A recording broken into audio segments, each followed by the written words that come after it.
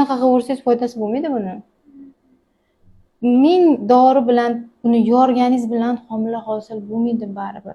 Sababi nimaga deb so'rashingiz mumkin. Siz siqilsangiz, asabiylashsangiz, organizmingizda kortizol degan gormon ko'p ishlab chiqariladi. Bu kortizol gormon homila hosil bo'lgan taqdirda ham bachadonga yopishtirgani qo'ymaydi baribir. Eng birinchi qiladigan ishi follikularni yordirmaydi. Majburlab dori bilan yoramiz, ko'pincha shunday holat bo'ladi-da. Majburlab yoramiz, homila hosil bo'ladi, lekin bu yoqqa yopishmaydi. Chunki hamma narsa o'zlaringizga bog'liq. Va sizning organizmingiz soppa-sog', butun. Homila hosil bo'lishi sizga juda ham oson. Lekin siz siqilib buni yo'l qo'ymayapsiz. Shuning uchun kakras kuyov ham shu yerdalar. Chalg'inglar. Boshqa narsa haqida o'ylanglar. Hadeb bola haqida rejalashtirvermang. Rejalashtirgan paytingiz bo'lmaydi o'zi. Men gapimga ishoning. Buni tashab qo'ysangiz bo'ladi. Da qancha plan